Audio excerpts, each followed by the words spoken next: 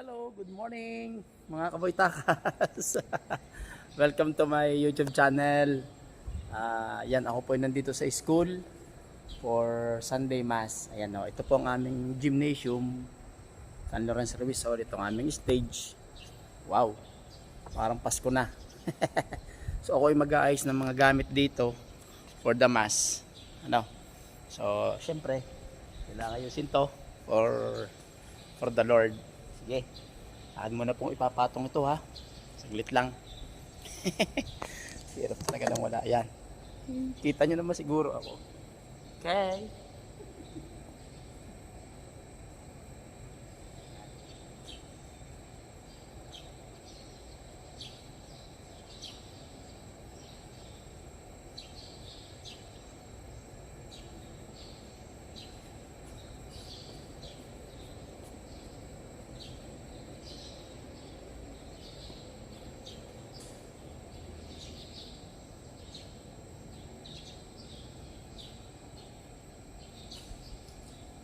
Hey.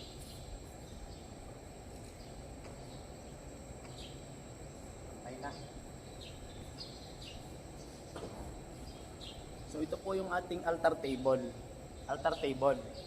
Tapos ibabaw niya yung altar linen. Altar linen ang tawag dito, altar linen. So isa sa mga vestments na ginagamit sa misa, sacred So altar table, altar linen, and then ito naman syempre yung patungan ng gagamitin sa misa. Okay, sige, patong ko muna to. So yan. Okay, actually maluwang itong aming gym na to. Kasya dito mga nasa 3,000, depende, pero lahat ng estudyante kasya dito. So ngayon naman pupunta ako sa kuhanan ng gamit. Okay, so ito ay backstage, tawagin backstage namin. So marami ditong gamit. Wait lang ha. Kapatong ko muna uli. So while getting the things, okay.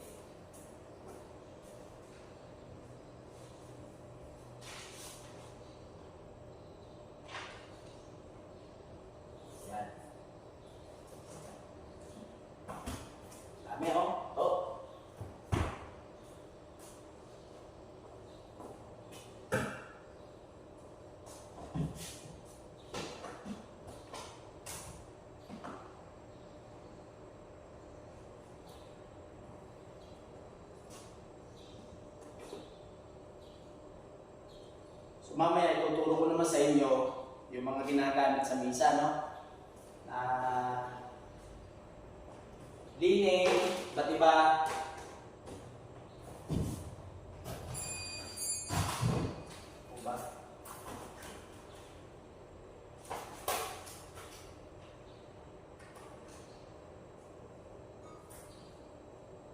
Lalabas ko muna lahat para madali-dali mamaya. Okay?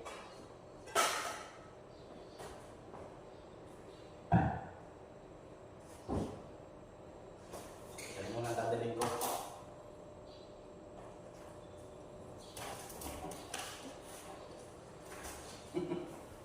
So, ang daladala ko muna ay itong gagamitin sa, kung tawagin ay lectionary at saka sacramentary.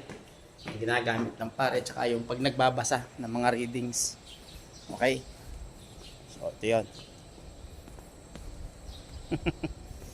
Saglit lang.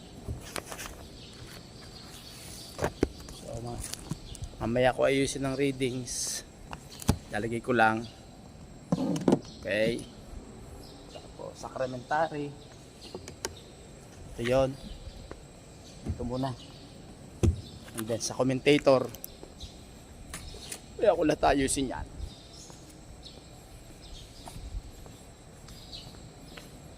So, doon sa mga nag-aaral nito, ano ba to? Sige. Patong muna po. Hey. So ito naman, Itong tinatawag na credence table. Ang credence table po ay kailangan may balot na puti. Okay? Pag sinabing credence table, ito yung pinagpapatungan ng mga gagamitin, halimbawa kalis, alak, lababo, okay? Mga siborium. Mamaya makikita nyo. Akin muna nga ayusin to, guys. Okay. Yan, kailangan rin maayos. Malinis. Okay. Yan. Kita nyo.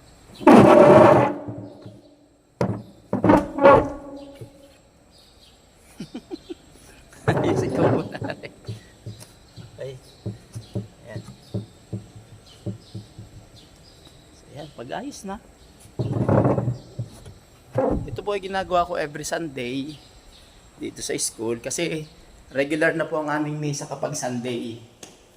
Maraming sumisimba, mga parents, students, and other visitors. Ano? So ngayon naman, yun naman ginagamit sa misa. Ito, kung mapapansin nyo. Ayan. Ito yun. Patong muna. Ayan. Oops. Okay.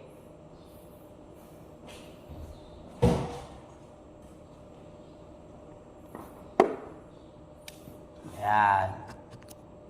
So mga guys, ang tawag dito, kalis. Kalis.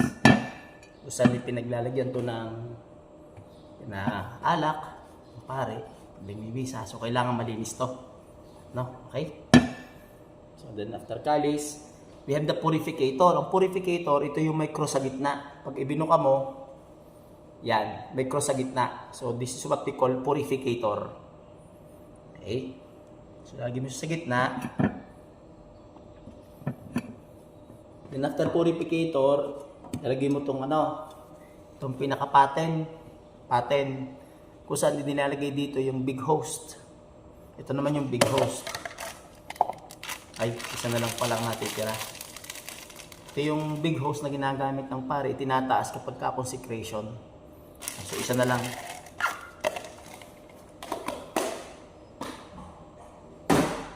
Okay, tapos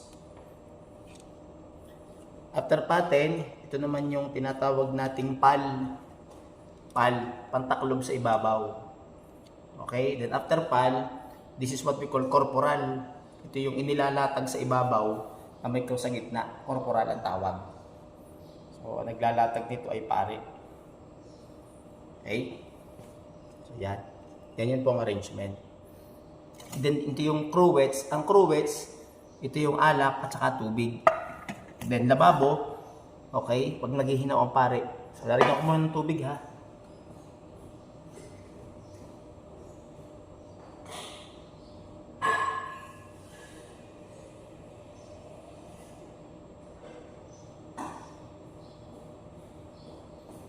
Comes. Yan na. Then ito yung towel. Ang towel naman, ito yung ang cross ay sa baba. Yan. Okay? Ito naman yung pagkakaiba ng towel sa purificator. Yan. So dadalhin ko na sila sa taas. Sige, ito munang kalis. Kalis muna. Okay, kalis. Ayan. So, doon sa mga altar nights, mag-aaral mag-altar nights, o kung sino mang mga religious group of people, yan. Madali namang mag-ayos. Basta unang-una, alam mo kung anong tawag sa mga gamit, sa mga vessels, sa mga, sabi nga ay things na ginagamit, sacramentals, dito sa misa. At napaka-importante nito. Lalong-lalo tayo mga narito sa Catholic school na dapat ay mga nagseserve, dapat alam niyo to. Kasi mga basic ito ng paglilingkod sa pagseserve. Okay?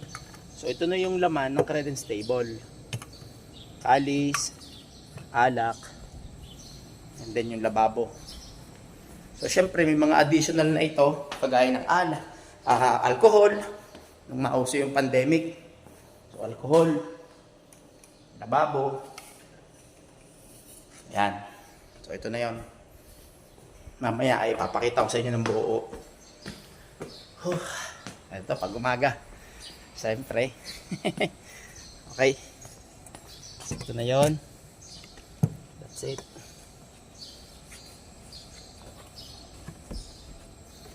Ayan.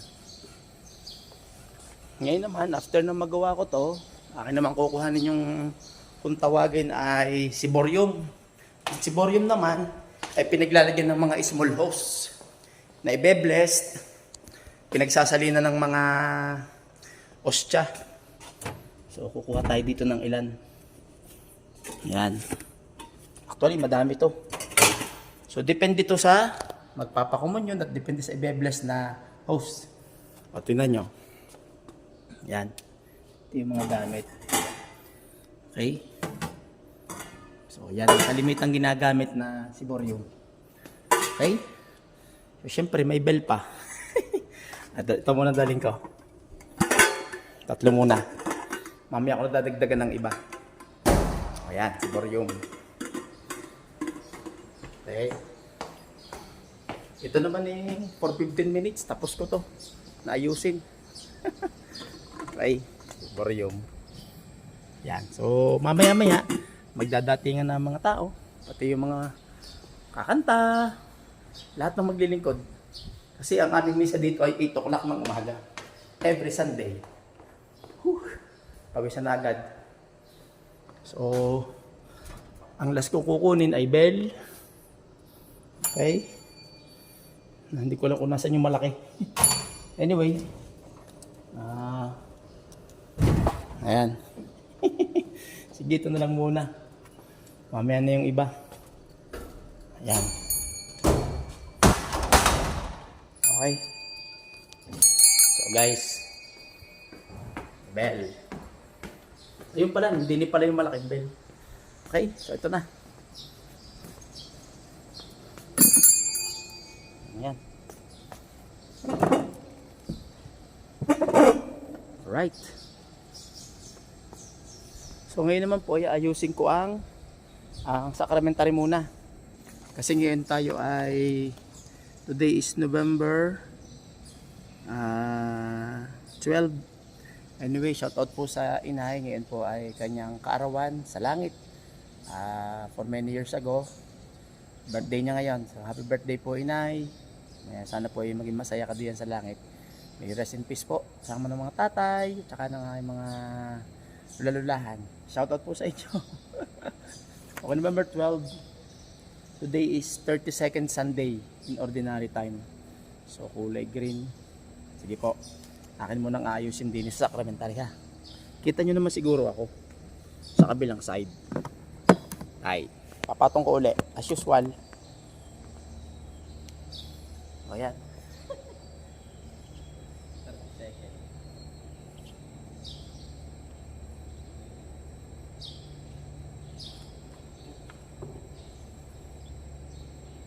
Second Sunday.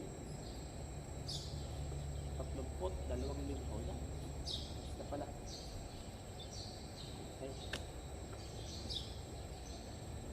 Dito.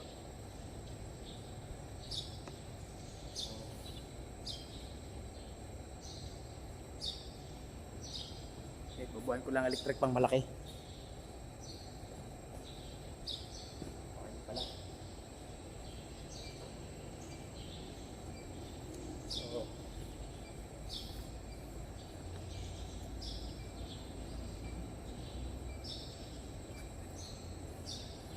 So ngayon naman ay ayusin ko ang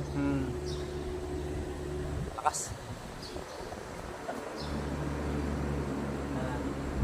Ayusin ko naman ay readings. Readings naman ngayon. Kaya natin. So readings naman. Sige.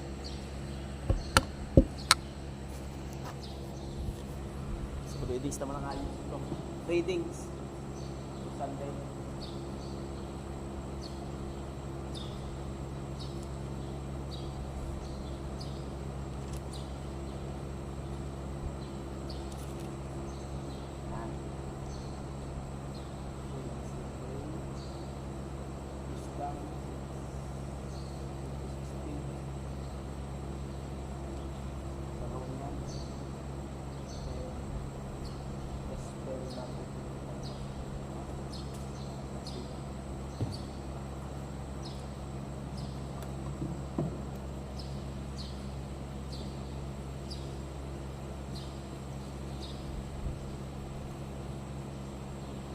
So yan guys. Yun ang kagandahan ng ano. Ito guys ang kagandahan ng mayroong guide. Ang tawag dito sa guide namin ito, ang tawag namin dito ay ordo. Kasi pag may ordo, madali mong malalaman ang readings, madali mong malalaman kung ano yung, kung may feast day o solemnity. So yan. So almost done. Okay? Ang importante ay itong mga gamit. Yan. So credence table, lababo, cruets composed of water and wine, and then of course calice. Okay?